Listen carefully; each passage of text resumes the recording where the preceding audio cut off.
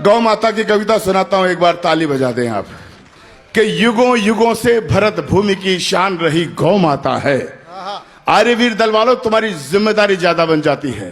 ये भगवा जो दुपट्टा आपने पहन रखा है, इसकी ताकत पहचानना, इसकी शक्ति पहचानना। मैं मुस्लिम मां का बेटा होकर गौ रक्षा की बात करता हूं। कर्तव्य आपका भी उतना ही बनता है जितना मेरा है। लोग मुझे कहते हैं कि मुसलमान होकर गाय की कविता क्यों लिखते हो भाई? मैं क्यों? क्या मेरी रगों में गौ माता का दूध नहीं है?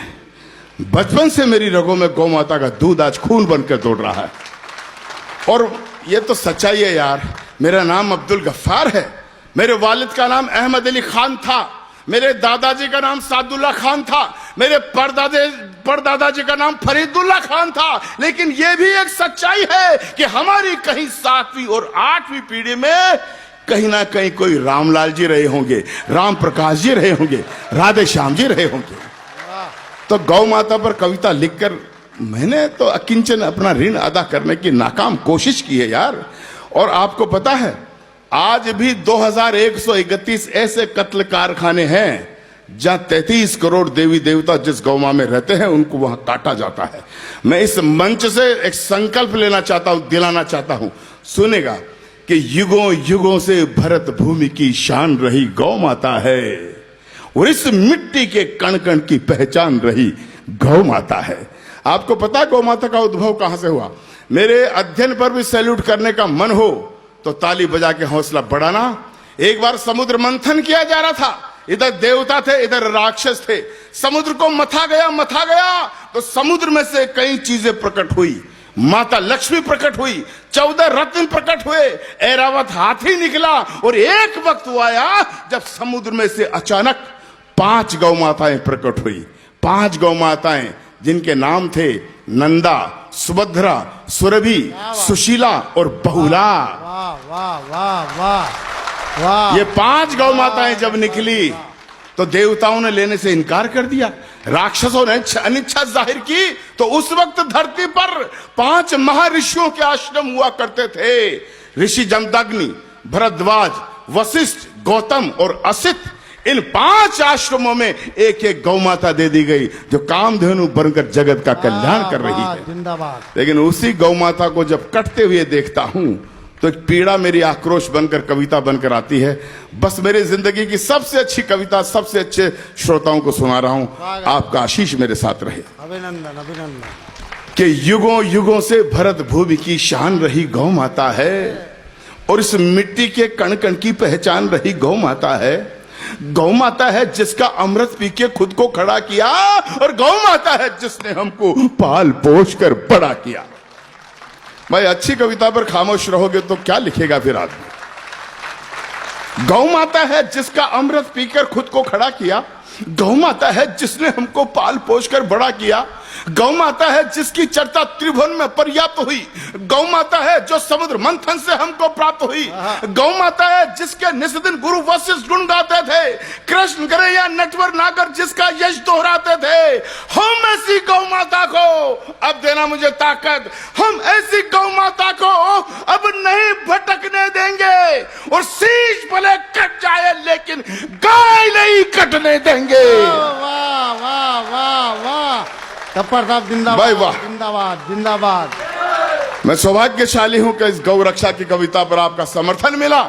लेकिन यही कविता बल्लू के संचालन में जब मैं रायबरेली उत्तर प्रदेश में सुना रहा था तो मेरे ही समुदाय के कुछ लोग आए और मुझे कहा, गफ्फार साहब अगर इस कविता को दोबारा बोलोगे तो गोली मार दी जाएगी, जबान काट ली जाएगी, फतवे फरमान जारी कर दिए जाएंगे। मित्रों, वो लोग मुझे धमकाते रहते हैं लेकिन वे धमकाने वाले मेरा बाल भी बाका नहीं कर सके।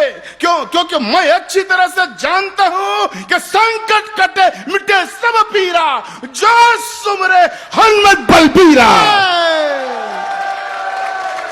वाह। अरे भाई, अगर मैं गौ रक्षा की बात यही नहीं करूंगा तो क्या अमेरिका जाकर करना पड़ेगा? क्या ऑस्ट्रेलिया जाऊंगा?